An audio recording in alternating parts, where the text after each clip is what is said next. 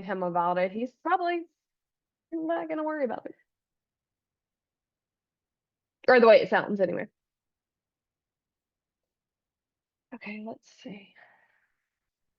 Hey Sherry.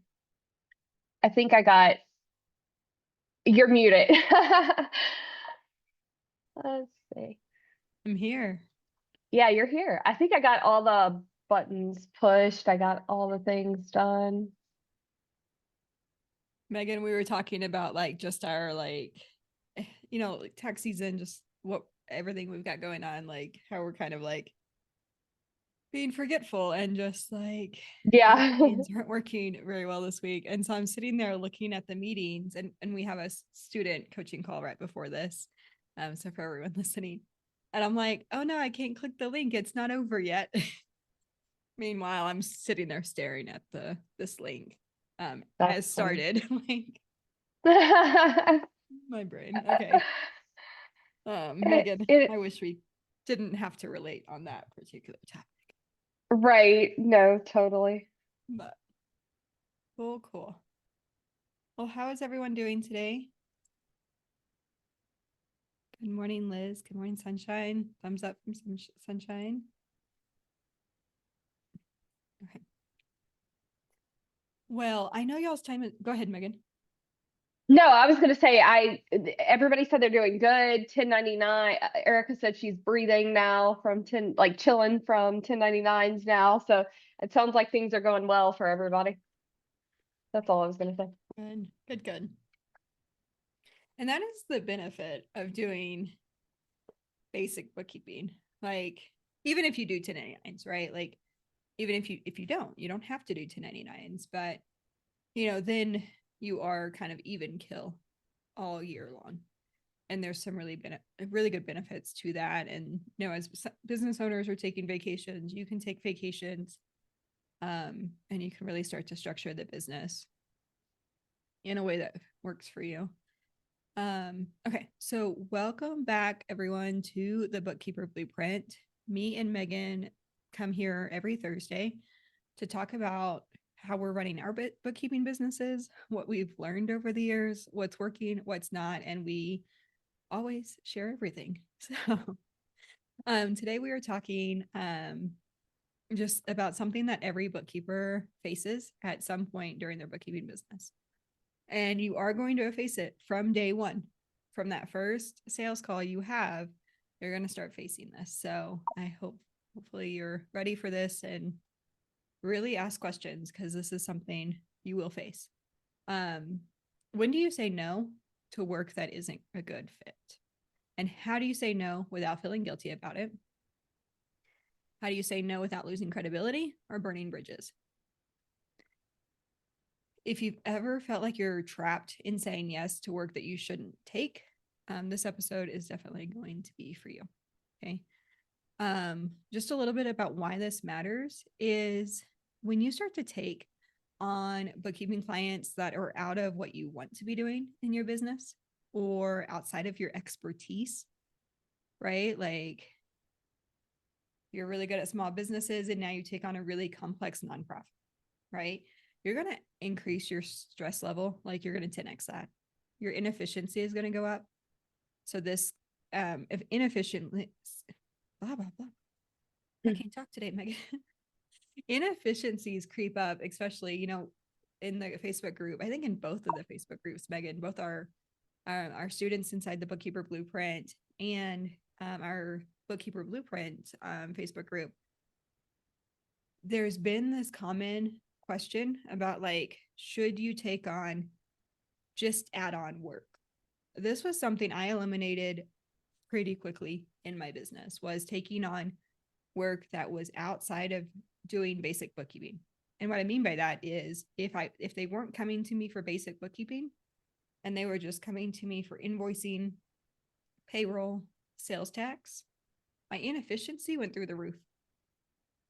Like, and it's not that we're not efficient in doing it, but like the scale of cost and time, like the time it takes to run payroll, the stress it takes to run payroll sometimes, just isn't worth it.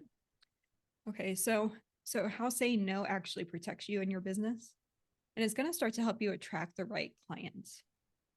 You could say no because of price. You could say no because of the work. You can say no because of personality glitches, incompatibilities there. So Most definitely. I have a story real quick, and I think Megan does too. So we're going to go ahead and share a couple of stories, and then we're going to dive in deeper into the topic today. I know for me, it was when I started my business, we didn't necessarily need the income. I was starting it because I'm like a serial entrepreneur. If you followed me for any period of time, I'm always like trying to create something or do something. God is given. I think all of us are creative, bent to some aspect, and this is how mine shows up. And in that, so I started the business. Well, I had a client doing basic bookkeeping for. He brought 3 businesses to me after his main business. So he was an investor in 3 other businesses. And he comes to me, hey, I want you to run these distribution checks that we do every quarter. I want you to physically print them off, drive them to my other partner. She's going to sign them, then you're going to mail them out. My husband accidentally, I don't think he intended to, and he will tell you to this day that he will always 100% trust my gut. If I say no to something, he's going to 100% support it. But at that point in time, he didn't know why I felt the way I did. I wanted to say no. I did not want their checks in my office. I did not want the liability of that. I did not want to be cutting their checks. And I did not want to be loading up my kids to drive 45 minutes south once a quarter to have them sign checks. But I did it because he was kind of asking me to. What I realized later was he was asking me to because of this mindset. And it wasn't necessarily wrong, it just wasn't helpful. This mindset of work is presenting itself, you should say yes. And I grew up in small town Texas. I worked really, really hard. Like, I was working in the fields. I was welding as a teenager. I was putting up barbed wire fences. I was feeding cattle. I was doing all the things, right? I know how to work hard. So, like, it's not the working hard. And that's how it got presented, was like, I didn't want to work hard enough to do these checks. No, I just didn't want the like interruption of this when I knew I could make more money getting another basic bookkeeping client. And it's not even about like overcharge, like I'm not overcharging clients. I don't believe that is a thing. I think you could, but I don't think I am. I don't think I am ripping clients off, because I have gone, if you guys were on the call with Cameron Montgomery last week, and we're going to do a follow-up to this in a couple of weeks, but pricing, packaging, I have taken that to a scientific level. Like, how are you profitable? What are your contractors? Megan's laughing because she's seen me do this over years and years. Because it was a really big hang up in my business. And so that was a story where I should have said no. I did that for a couple of years, and praise God, we moved. Like, I got out of it. So I should have said no, just because it wasn't what I wanted to be doing as a business owner, and it wasn't something I could train someone else to do. Like, I was locked into that, and with 2 under 2, that's not something I really wanted to be doing. So, Megan, did you have a story to share with that kind of? Yeah, I mean, I'm kind of still in one of one of those situations It that happens. that I should have said no, but this is one of those things where it's somebody who's been a client for years and have found themselves in a situation, and I've needed to go like step in and help out with a couple of tasks like payroll, cutting checks. And things like that. They of course have a storefront, so it's like one of those things you have to physically be there to do some of those things, like pick up invoices and cut the checks and all of those things. But it's just a situation that they needed help. I'm a nice person. The thing that's going on, feel bad about, thought it was going to be like, hey, come a couple of times, do this, and here we are a few months later, and the situation still has not resolved itself. But again, it's like, this is one of those really This is odd, odd. and Yeah. yeah, I don't think I would ever have another client with a situation come up, but it's definitely been a learning experience that like, hey, I want to just do bookkeeping. I do not want to go in office anywhere and those types of things. So yeah, definitely been a learning experience for sure. Yeah, you're like doing community service right now. Yeah. That's a good way to look at it. Yeah, this is I a need to switch my mindset to that when I'm performing those tasks. you are being you're being God's hand and feet right now to Yeah. someone. Like, Be a good person. we're gonna reframe it that way. Yeah. I'm sorry, Sunshine, what's up? She's being a good person, a good friend. Yeah. Yeah. But like it's kind of nice to have a refresher of this is why I don't do this. Right, exactly. It was definitely a reminder of like, I will not do this for anybody else. Like, Yeah. so yeah, Exception. definitely. Exception to the rule. Yep. But yeah, so okay. So why we say yes even when we shouldn't. So for when I was doing those checks and things, it in essence came from a fear of turning down income. If I said no to this, would I lose him as a client? Guys, it would have been 100% okay if I'd lost him as a client. I think I break even on him and I keep him. Anyway, there's some things that we just have to eventually deal with. And that's one of them. Wanting to help in Megan's case and feeling bad for saying no is something that comes up for you guys. And then imposter syndrome, thinking we should know how to do everything, thinking we should know how to do their sales tax or payroll or this complicated nonprofit. And we have no experience with nonprofits. Not knowing how to decline work professionally, not knowing how to say no. How do you turn it down? What do you say in the email? What do you say on the call? All of those things we can continue talking about. But so the cost of taking on wrong clients, you're going to burn out. You're going to get overwhelmed. I see bookkeepers all the time. They're either in our coaching program or maybe they're not in our coaching program, but they're joining us on private coaching calls. We still offer those. We love helping. We want to try to help you before you get to this point. Okay. But Yep. a lot of times it's in that overwhelm that you guys are like, finally, I'm gonna do a coaching call. And we start looking at it with you and we know exactly why you're overwhelmed. You waited too long to ask questions. You waited too long to ask for help. And you're maybe too scared to ask the client for what you need to get the job done. There's a lot of reasons, right? But you're going to start working longer hours and you're going to have far less joy. Speaking of which, we did an episode on that. Man, I wish I always had like the pod. Megan, remind me, I need to start having like the podcast like list and descriptions up. But we talked about joy a few weeks ago, and just how like it ebbs and flows until like you master the business and then it kind of takes off. But you can start hurting your reputation, especially if you're dealing with a lot of local referrals and you take on work and then ghost the client. You get overwhelmed. You start hiding from the client. You're going to start damaging your reputation. You can do that online too if you start getting bad reviews. It's going to be a time sink. You're going to take on misaligned work that really keeps you from being able to serve your ideal clients or stepping into the type of services you want to offer. Maybe you want to offer some coaching with your bookkeeping.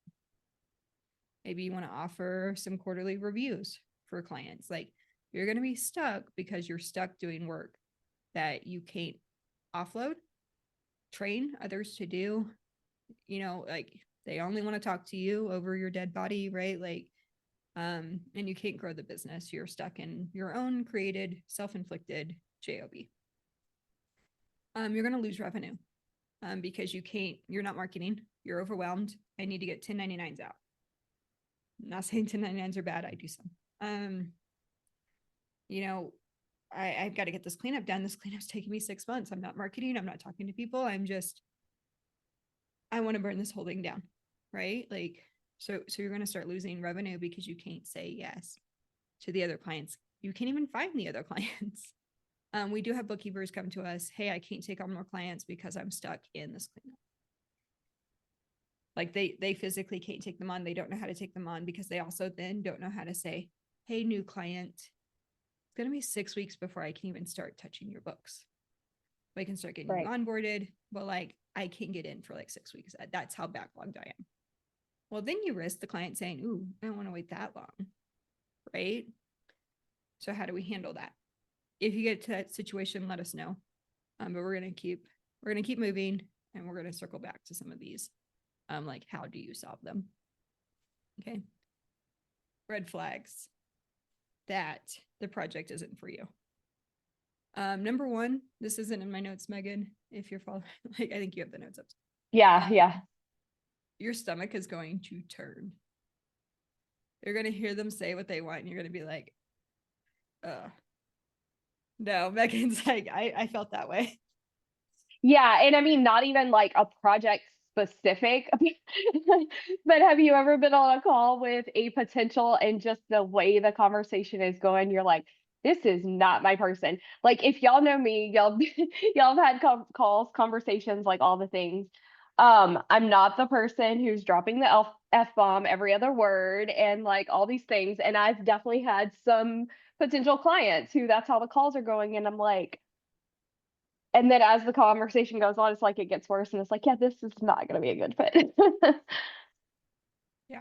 Just because that's not going to be an enjoyable conversation to have. And you're going to have, and exactly. And you're going to have those, like, it's only the beginning of those conversations if you take somebody on like that as a client. Mm-hmm.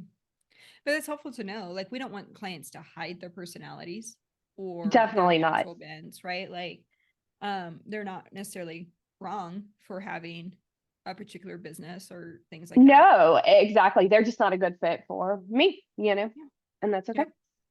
Yep. Maybe they're asking you to do tax prep. I have heard some of you come to me and like all of a sudden you're preparing taxes and you're like, I don't know what I'm doing. Yep. Sunshine says she'll take your that was a few years back. But I will keep that in mind.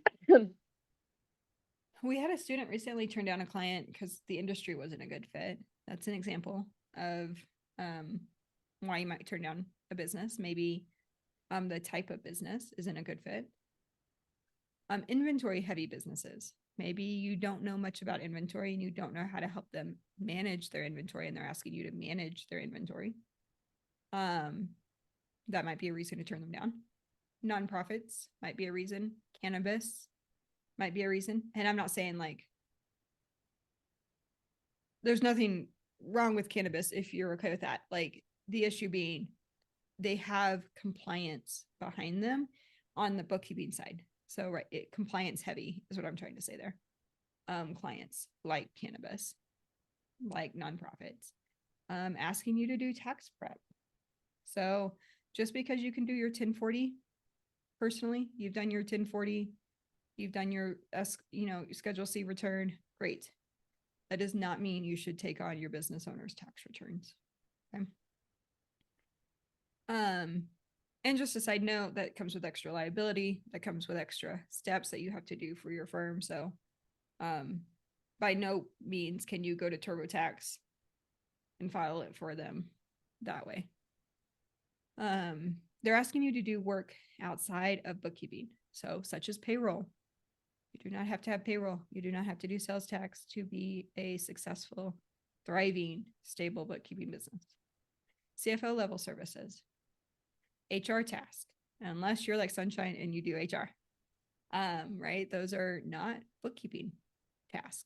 They're a specialty task. They're tasks that you can learn if you want to add offering those services, but they're not bookkeeping.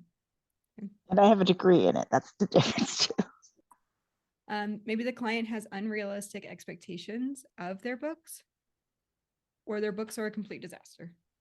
You're like, I cannot take on your books. Maybe they don't have I closed my business 18 months ago and they don't have access to bank statements. They don't have access to things. Maybe that's not a good fit for you right now. So that's definitely something that you're going to have to charge hourly for or retainer for, things like that.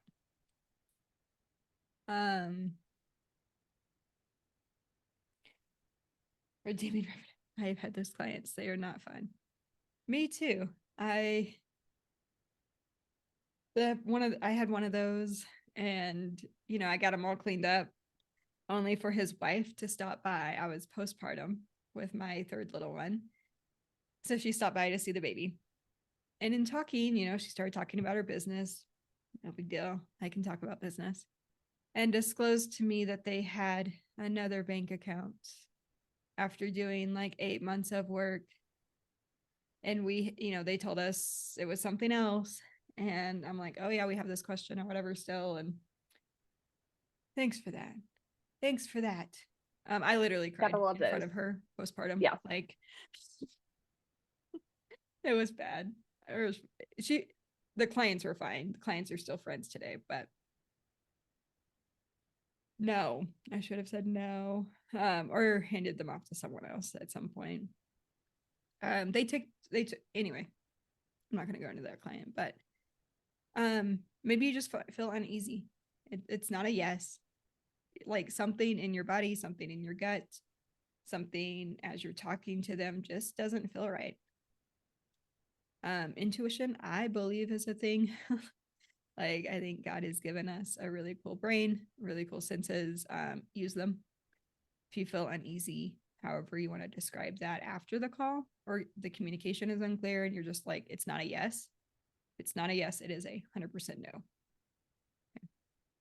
There's nothing worse about it not being a yes and us talking ourselves into forcing it to be a yes. That's when it should have been a no. Ask me how I know. Understanding your own experience and niching down. Okay. So if you want to niche down, so we have a couple of students who, once they finally got really clear on who they're serving, and in their case, they actually picked a niche. You guys know me and Megan don't have specific niches. We have some communities we serve. We have some groups that we serve. We have referral groups, and we serve typically small businesses. So I have podcasters, 2 Amazon businesses, 2, yes, I do have a nonprofit, right? Like I have the gamut. I only have 1 nonprofit. I am not taking others. Okay. Just to throw that up. Just FYI. From the group. Like, I mean, if someone in my network had a nonprofit, there's always exceptions, but there's a specific type of nonprofit I would take, specific requirements that go with that. If they don't, so Michelle, right? No. Redeeming Revenue says if they don't value you as a contractor and insist on continuing to hire you as an employee fee. There are times where if you want, I'm not disagreeing. That's absolutely true, right? Like you can tell if they're treating you like an employee. You are a service provider. You do not have to submit your resume. You do not have to do anything. Some of you are going to find that you want to. You're like, I don't necessarily want a business full of 40 clients, but I am looking to work from home. And that situation might be great for you, right? Like you have a little more autonomy, but there's some consistency. That might work great. I have a client who normally they are a accounting staffing firm. It's really, really funny. But I was just talking to them this week. They're like, yeah, we staff people, but we don't want to go through a staffing, like a third party like service. They were looking for another role. And I was like, well, hey, we could take on. funny. I was like, this is funny. But when they hired me, I almost said no because it felt very much employee. I did let them do a background check. I did connect them with one of my CPAs for only client I've ever done this for. I let them talk to one of my other clients and arrange that, and which I normally don't do. Y'all have heard me say that on calls, and you don't have to. Something intrigued me about this client. I let them do it. And I had a good relationship. Like I think I just talked to a client, kind of knew that they were willing. It kind of sometimes feels like an employee, but I had to make it very clear that I was not. They hired me. I wasn't the cheapest. She told me that this week. She was like, yeah, you weren't the cheapest, but we also know you get what you paid for. I love having them as a client. They know that I know my stuff. They trust my accounting expertise. They're CPAs though too that run the staffing business. And so, but like they're a long-term client, right? I have to do a little more with them. I have to meet with them. We do some more than just basic bookkeeping. So they were the exception. Like I have to talk to them, things like that. But it's they're a fun client to have. Like I wouldn't necessarily go back and undo it because of the stability of having them as part of my client base. It's kind of nice, right? And they're one of my most profitable clients, even though I have to meet with them. So some of you, the reason I say that, you guys might want more employee contract roles, kind of similar to this. It's not that they know I'm a service provider. Even when I was talking to them this week, they're like, yeah, we're looking for someone like you that does this, like a VA. They're looking for someone to do engagement letters and some other things, which sure, I could, have a team member do that, but that's not our role. So I'm like, yeah, we could take up, anything that crosses this, we can take on from this employee. But outside of that, like, let me know how I can help in the meantime. Things like that. But like they're looking for someone like me, service-based, longevity that won't flake. So you might want a few clients that are more like employee level. I'm working with a business, a larger business, and I'm making 50, 60,000 a year, but I'm the service provider, right? Like not necessarily employee. Melinda just recently turned down a family member's business that was using an accounting software that I didn't want to learn how. You're not the only one that's told me that today. I turned them down because I don't want to learn XYZ. It's come up twice today. That's fine. That is a good reason. I've turned people down for that. Me too. That's been one thing that I've been very firm about from day one. And partially because I was trying to learn bookkeeping, QuickBooks Online, and I'm like, it's too much to try to learn all the things.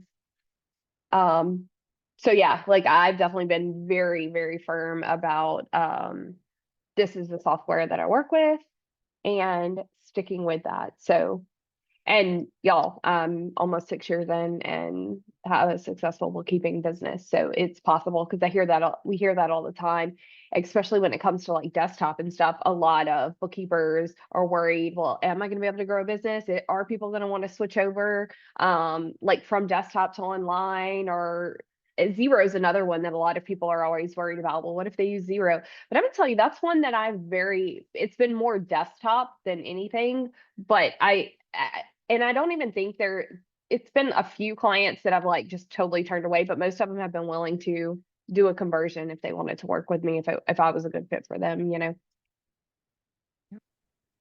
And just knowing those boundaries, like knowing what it is that you do and don't want to do. So if you haven't done that today after we get off the call or while you're listening, grab a piece of paper, open a Google Doc, open a note, and write down, what is it that you want to have this business look like? Like I know there's a couple of you on the call today who are building this business so that you can get to the point where you can hire and then clockwork yourself out of it. So clockwork referring to Mike Michalowicz's book, Clockwork, but in essence, work yourself out. Okay. So how do we then professionally decline work that we don't want? Whether it's outside of our expertise, it's outside of our boundaries, it's outside of whatever, or personality shift, right? One, we're going to start with our mental thoughts around it. So we're going to have a mindset shift. And Megan, this is your territory. But saying no is a strength, definitely not a weakness. You're not rejecting the client. You're not telling them they're a bad business owner. You're not incapable of doing the work per se. We're just protecting our time and our expertise. Do you see that mindset shift there? Like the difference? Even when I told Megan, like, community service versus I don't want to do this, right? Because of the the situation in which she's in, she normally would not have, like, if a stranger had called her saying, I need you to do this, it would have been a straight no. Yep. Circumstantially, she said yes because it really fell into this other pillar of her life. So it felt, it wasn't a pillar in her business, it was a pillar of her life. Does that make sense? And your no's create space for the right yeses. So we say all the time, no's are a good thing. No's are actually great because it means you're having conversations. But if you're getting, you're going to get more no's than yeses. So if you're not getting enough yeses, we need to go find a lot more no's. Does that make sense? Okay, so a direct, polite approach could work. It can be, thank you for reaching out. I specialize in bookkeeping services for dog groomers. You're a tattoo artist, right? Like, I specialize in this, and I believe your needs would be better served by a bookkeeper who XYZ. Do I need to repeat that? I'm going to repeat it just in case you want to write it down. Thank you for reaching out. I specialize in XYZ, and I believe your needs would be better served by a bookkeeper who specializes in XYZ. You can substitute every reason we have given today in that sentence. You can also do a referral approach. Sunshine, this is what we were talking about on our call this week. In the group call. The referral approach. I appreciate the opportunity, but this isn't my area of expertise. However, I would love to recommend Megan Davis, who might be a great fit for your needs. So you're going to insert the name of who you'd recommend and send that off. Okay. Another approach would be like the wait list approach. So we just did like direct and polite referral. This is the wait list. I'm currently at capacity with clients in my niche, but if anything changes, I'll be sure to follow up. I really like number 1 or 2. I typically don't do the waitlist approach. If I were to do the waitlist approach, I would want, just because if I really, really don't want them as a client ever, it feels out of integrity.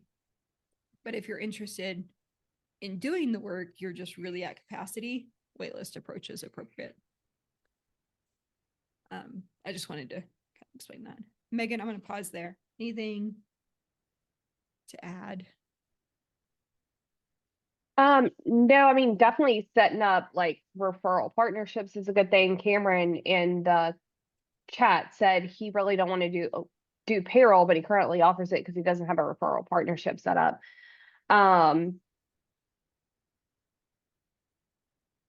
So setting up those referral partnerships, whether I mentioned ADP and Gusto, to him, but like you said, with having CPA, tax preparers, and all the things that's huge for sure. But definitely, I think like you said earlier, definitely getting clear on what your goals are, what you want this business to look like, and keeping that in mind, and remembering that you're going to better serve your clients. If you're approaching it from that aspect of it, how can you serve your clients better? If you don't know payroll or you don't know sales tax or whatever, are you really providing a good service to them? Even taxes, people get in situations all the time where it's oh, it should have been this, and then now I'm filing taxes for this. Well, then now are you really providing really good service for them? So I think that one thing to really, really think about when you start trying to, somebody reaches out to do some of these extra things, if you're really dedicated to bookkeeping, you're providing a good service there, but now I'm spreading myself thin in a sense. As I'm listening to you, I'm thinking what came to mind was I'm not going to find, so say I'm in BNI. There's so business network. International. Okay. Yeah. Business so networking, it's like a international. networking group. Anyway, so I'm in a networking group and there's an auto detailer there. He's really good at what he does. He comes to people's homes. He charges a monthly subscription. He cleans out the car. Guys, on my goal list, like the number of crumbs in my car this week, actually, I just need a vacuum cleaner. I'm gonna buy a DeWalt vacuum cleaner for my car. That is my plan. Anyway, I'm not going to ask him when he shows up. I don't have this guy, but when he shows up to clean the car, hey, can you clean my carpets too? While you're here. That's what some of you guys are offering. He does not feel bad if you ask, can you come clean my carpets because you have a cleaner thingy, of saying no. Like, Right. just Yeah, there's definitely so many other businesses that will gladly say no to you when you ask for an add-on service. And I think a lot of the business owners reaching out, even payroll and stuff, they don't know that there are separate people that do that. I say this all the time. A lot of business owners I have a conversation with don't even know when I say like, "Hey, I can do your bookkeeping." What does that even mean? Like what are you doing for me? Some of them do, but some of them have, especially brand new business owners, have no idea. So they may not know that that's a service that somebody else could offer and do. So having those referrals, having those connections, being able to say like you're providing a better service to them by doing that. and I have said this from like day one. I think 6 months in, I was coaching bookkeepers in some format. Just like people I'd connected with on Upwork or local networking, getting to know people. Oh, you're a successful bookkeeper. What are you doing? Or, oh, hey, you're having some success. What are you doing?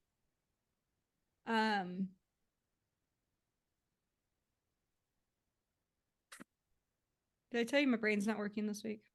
I lost it. I'm totally feeling that. I lost it. Oh, bookkeepers are the best networkers. Like you're poised to be the best networking person because you should know the banker, you should know the loan officer, you should know the if someone asks, "Hey, I'm going to an event, I need a screen printer for a shirt." You should know that person. You should know every part. Like if you're doing Sunshine, we were talking about dog groomers. I know that isn't necessarily like your niche. Redeeming revenue says true. I even got my pest control guy 3 new jobs last month. That is a master networker. Kudos. If I could give you a badge, like I would through the screen. Yep.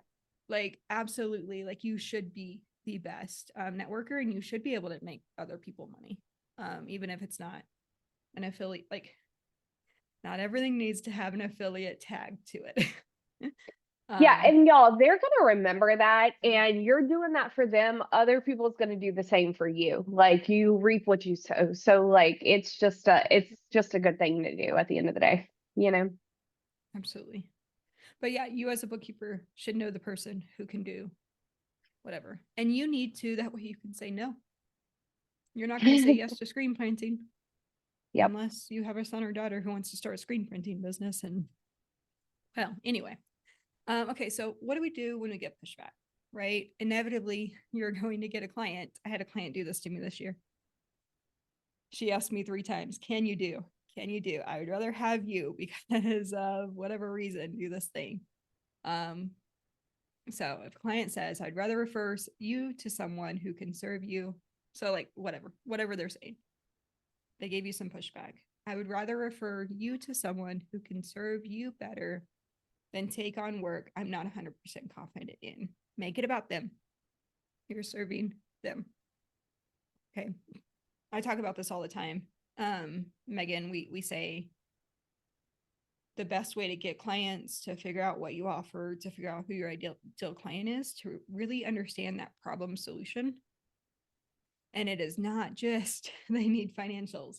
You cannot go look at 100 people's websites and say, oh, everyone says peace of mind. Is that what your clients are saying? If that is, great.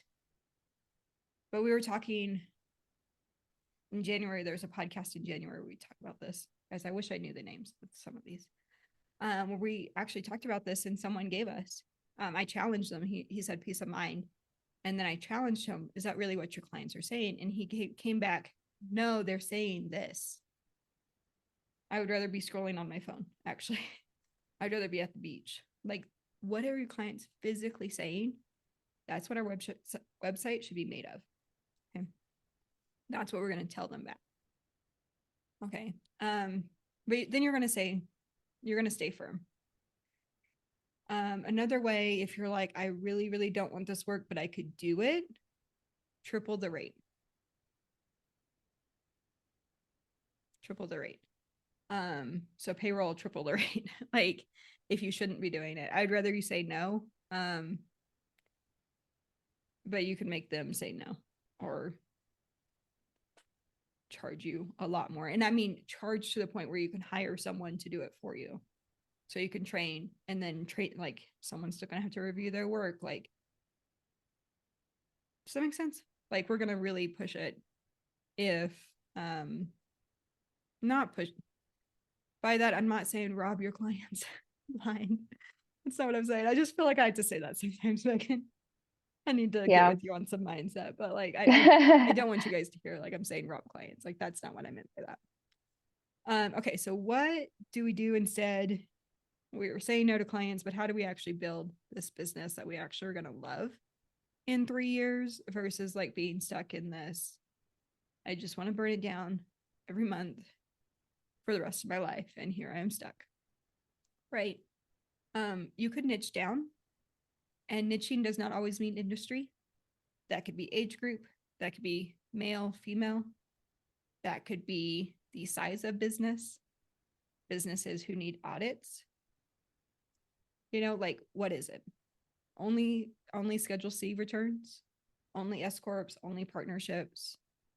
There was a season Megan and I went through, I think what different season, but we both had this season where we both attracted business owners with multiple businesses. Yeah. Like, I remember going through it, and then I remember you going through it. Like attracts like that's a niche within itself, right? Because you can understand their problem. We have another bookkeeper. She has business owners who have multiple businesses. Often she doesn't do all of their books. And so she's dealing with another bookkeeper doing the other business and is having the struggle of like, but I need to match the balance sheets. Like, and so there's like a lot of communication she's having to deal with. So, you know, something to say no to maybe if you don't want to deal with that. You can leverage referrals. You can leverage your community, and like, community are people who know, like, and trust you. That can be by either creating content that earns and creates that trust, creates that authority, or leveraging a network that already knows, likes, and trusts you. Maybe you have a mom group, and it's not going to be, hey, I'm selling to the mom group. I'm just going to let them know I'm up to this. If you know of anyone like this, I would love to be connected. Hey, I'm looking to connect with a law firm who specializes in this. Can you connect me? We're going to just start connecting with people, because the more conversations, the more someone's going to know someone, and the bigger your network is going to get. Adios, sunshine. Have a great weekend. So when we create content, that could be blogs, social media. Facebook is really popular, YouTube, TikTok, wherever you want to be, right? Anything will work. You just have to work it and be consistent. And then you're going to shift from there's not enough clients for everyone, the scarcity mindset, to really understanding that there's no competition among bookkeepers. One, because there's a lot of bookkeepers out there that don't know what they're doing. You're in groups like this to learn what to do, how to do it, and how to do it well. There are bookkeepers that never join any sort of group, and they're like, hey, these ads are all telling me it's easy. Guys, in our Facebook ads, we do not say it's easy. We're not going to lie to you. Like, you do have to learn what you're doing. You have to learn some accounting. It is not just coding income and expenses. Like, that's the start. but it is a real skill that you really do have to learn. But we did the math last fall. Megan, you did the math. It's like 16 clients a year. Every bookkeeper could get. Yeah, with for all the new number of- businesses. Yeah. Yep. And you only need, okay, to hit a 6-figure business, I'm going to tangent real. You could have as few, okay, you could actually have as few as 2 clients. But let's say realistically for most of you, it's as few as 10, as most as 40 on average, right? Sure, there are bookkeeping firms out there that have 80 clients and they're making 100,000. Don't let that be. Okay. So we're going to shift our mindset. There are clients, we just need more conversations. I love the story of Jessica. She's in among the Bookkeeper Blueprint, and we've talked about this a couple of times because recently we were having a conversation with her, and Megan, I'm gonna have you tell the story, but she declined a lot of work early on, right? Because she only wanted to do bookkeeping. Oh yeah, most definitely. She only wants to do bookkeeping, didn't want to do any add-on services and stuff. So the clients that she has is like that's all she's working with, and she has a successful bookkeeping business, like know that. She also got rid of clients as she's growing her business. Because I remember having so many conversations with her because clients weren't getting her the paperwork as they wanted to, or as she wanted to in a timely manner, and or answer questions and all the things. She would disengage with them because it was like physically, it was just one of those things where like it really bothered her. She needed to have everything done. She wanted everything, like all the things in place. And I remember having those conversations. Like for me, I have clients that don't answer questions. It doesn't, like, if we go a couple months, it's fine. It's not the end of the world. But her personality, that's not the case. That didn't feel good to her. So I remember having those conversations with her, like, if that's the way it feels and you don't want to, like, you very much so, this is your business. You can create it how you want. So you set those boundaries, you make sure those clients, and then now that's what she's attracted. That's the clients that she has in her business now. Yep. She has like 24 clients. She's Yep. making over 60,000 a year. Yep. Doing it herself. Yep. So, and she spends like 1-2 weeks a month doing it around full-time homeschooling, full-time stay-at-home mom. So still a lot to juggle, but she does it. She's really efficient. I think it's about 20 hours a month is what she spends. Yep. Spends doing that.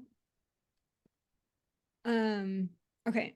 I think from there, you guys have been asking some really good questions, but I'm going to open the last 10 minutes up to questions. If you guys have questions on today's topic, if you want to share a story, all of those things, a win with saying no, where it felt really good, maybe a story of you regretted saying no, not saying no. Or if you have any bookkeeping questions related to growing your bookkeeping business, we're here for that. Yep. We do multiple group calls like this during the week, every week inside of the Bookkeeper Blueprint program. Doors are currently still open for that. So in the Bookkeeper Blueprint, we did close the doors on our Premier Unlimited support calls. But the doors to the Bookkeeper Blueprint are open right now. If you are looking to have more calls like this where we can really dive in and troubleshoot what's going on and then help you grow from there.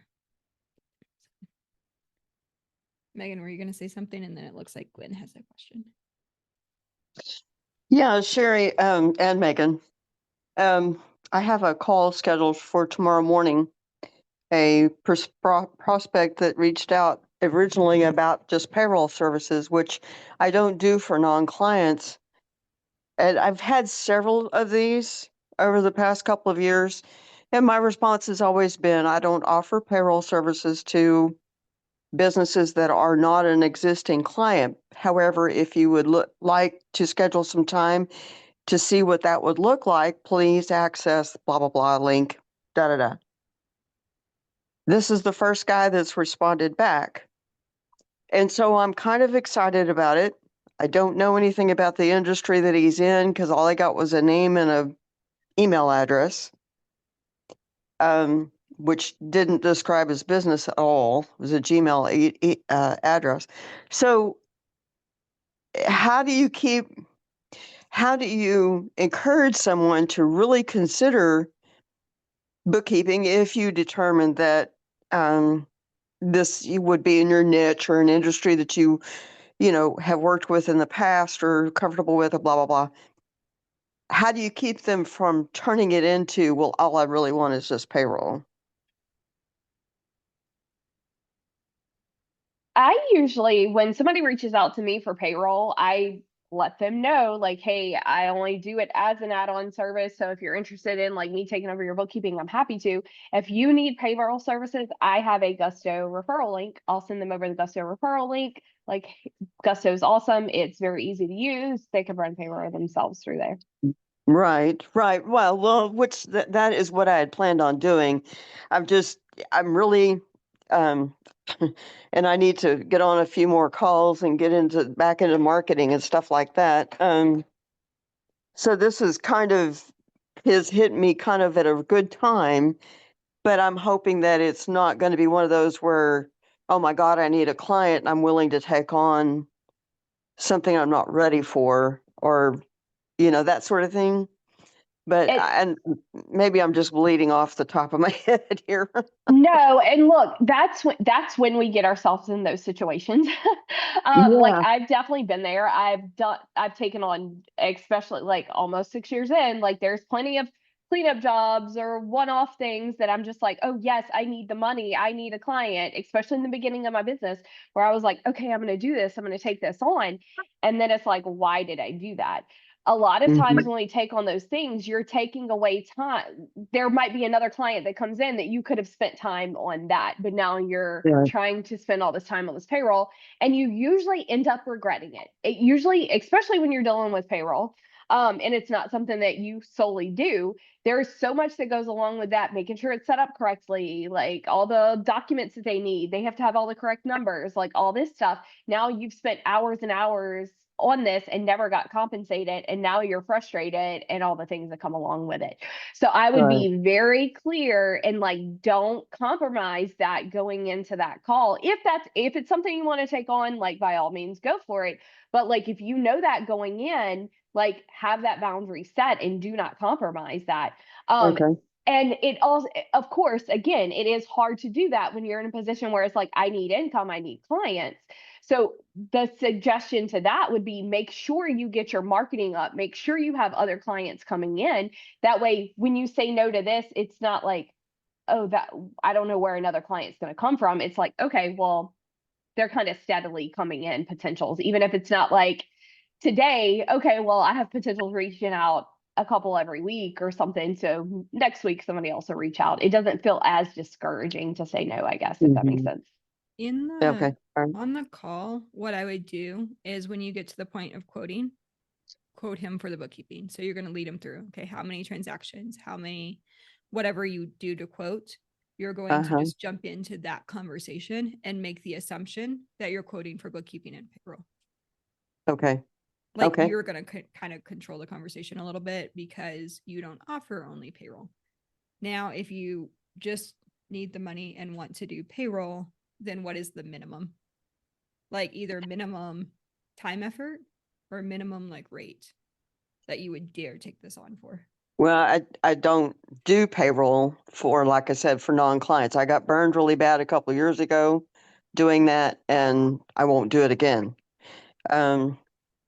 But so I'm very cautious, and generally I will research a company through open corporates or whatever before I even accept a phone call from them, just to make sure I know who I'm talking to. And this guy has not given me any information whatsoever.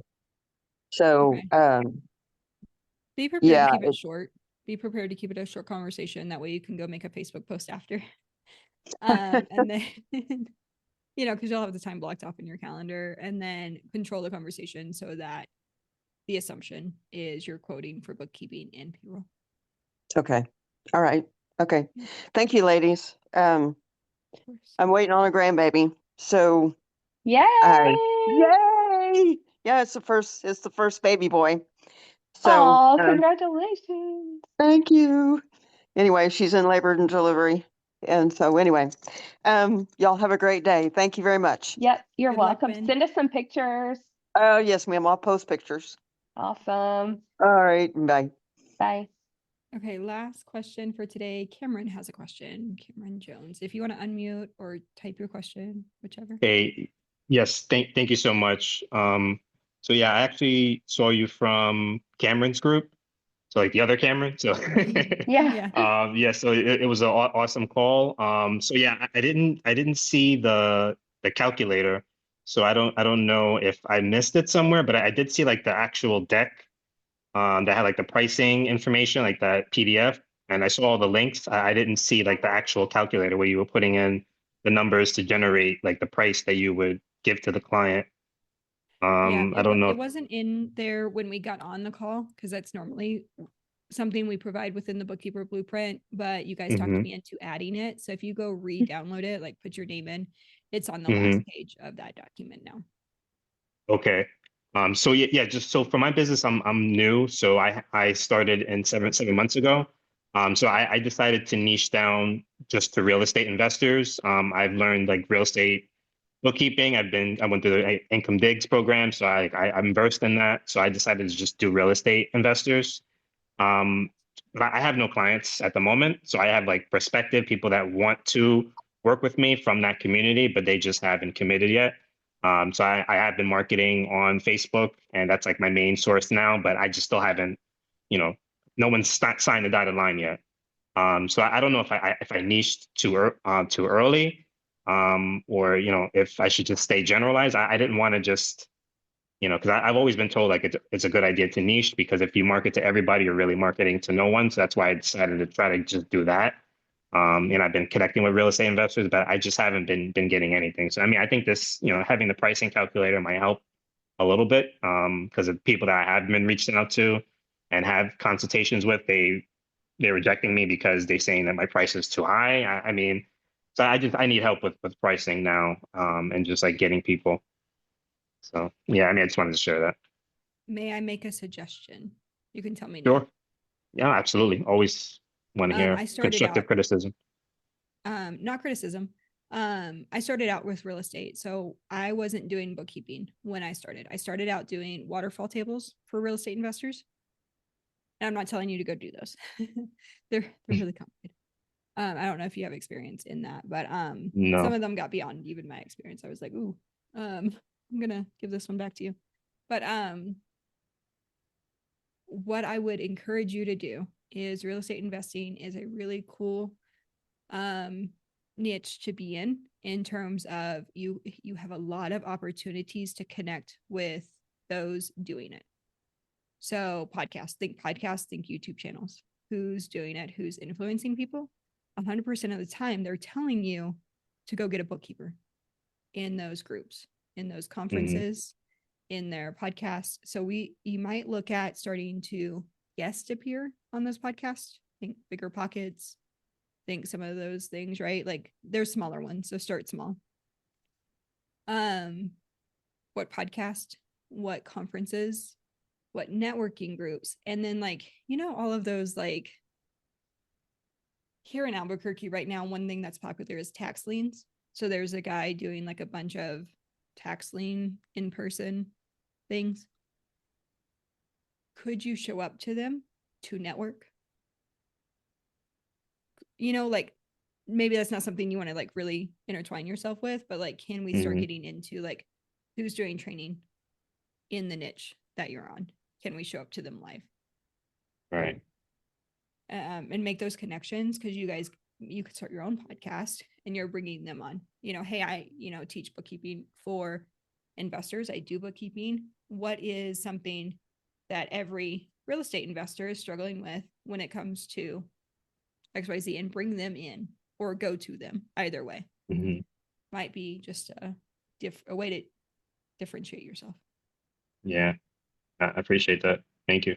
And then as far as pricing, are you doing you say real estate investors, are you doing like their bookkeeping for their rental properties? Yeah, so I don't have like a specific niche in real estate investing. So I say that I'm able to do fix and flips, short-term, long-term rentals, private money lending, people that do that, um, wholesaling. So I understand those books. So I market towards them. Megan, can you remind me of this? We need a real estate pricing calculator. Chelsea in our group, Chelsea and Jera do some real estate Airbnbs, real estate things.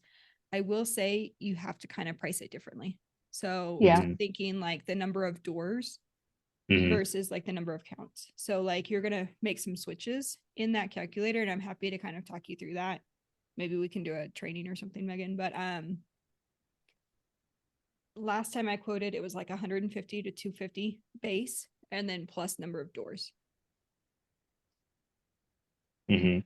So that's not represented on that pricing calculator. So I just wanted to make that little nuance. Like you might be charging accidentally too high. If you have the opportunity to book a call with like Chelsea, one of our coaches, so you would go through like our private coaching and I'll talk drop the pricing link. with her. She specializes in this as well. So you might just talk pricing with her. Okay. Okay. And then I'm always happy if you want to like come back and tell me on the podcast, I can help you kind of verbally make the tweaks to the calculator Mhm. or set Okay. something up.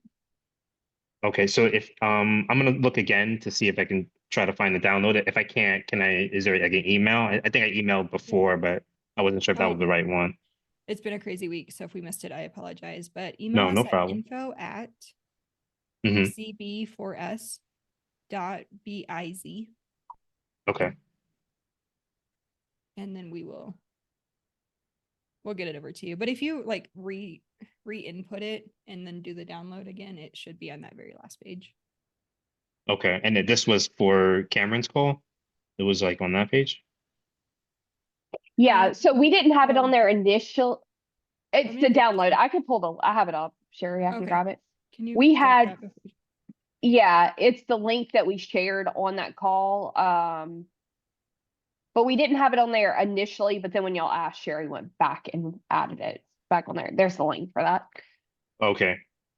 So it's in the Perfect. Thank you. chat. And then I dropped the coaching call. So if anybody's interested, you can hop on individual one-to-one. So it doesn't have to be like, hey, I need to buy into the program. Maybe you just need a one-off call. We do have those set up for that reason. So if you need help working through the pricing and stuff, that's great for coaching calls. Real Okay. estate investing just has like a different pricing, like threshold of what they're willing to tolerate. So it's we scope it a little Yeah. differently. Yeah. I mean, I try to account for like, the class tracking and, the business tracking because, a lot of them like to have like the holding companies on one subscription. So I Mhm. understand that front and making sure there's like the commingling is taken care of and, making sure everything is accurate plus like, products and services. So it's a lot. It's a lot more than just like a regular service base. So I kind of was thinking like, $5 per transaction, something like that. As opposed to like my regular 3, but that probably is too low. But it wasn't to the other guy. The other guy that said no to me, he had like 18 properties and he had an S corp and several holding companies, and I quoted him 1,800, and he was like, "This is out of line." And I'm like, "Okay," but this is like one of my first calls, which is ironic, because that would have been a huge job, and then I'm brand new. But I was able to I was ready to do it, but it didn't end up working out, but maybe it was for the best. Yeah. Let's work on your pricing for that. Look at the pricing calculator, see if that gives you a different perspective. Okay. There are a lot of ways we can price for you. But I will say, yeah, in investing in that world, just because think about like if they have a mortgage on the property, then they've got rent, like what is actually left over. Right. And they're working with what's left over. So that will also give you a lot of insight to what investors you're looking to target, apartment buildings versus single family versus Airbnb, VRBO. Right. Okay. But yeah, you're thinking about it correctly. We just need to then extrapolate it to what businesses could afford this rate. Hmm. And if not, then we need to change our pricing. Yeah. Okay. Yeah. Thank you so much for that. No problem. Thanks for jumping in. Well, I see that we went a little over. We will see you guys next week. Megan, I forgot to look at the topic for next week, but that's okay. Yeah, I don't- This replay will go up. So if you want to rewatch any part of it, it's up on our YouTube channel. If you want to catch any prior episodes or any additional videos that we do over there, you can find us, the Bookkeeper Blueprint, on YouTube. So I will see you guys next week. All right, bye. Bye, guys.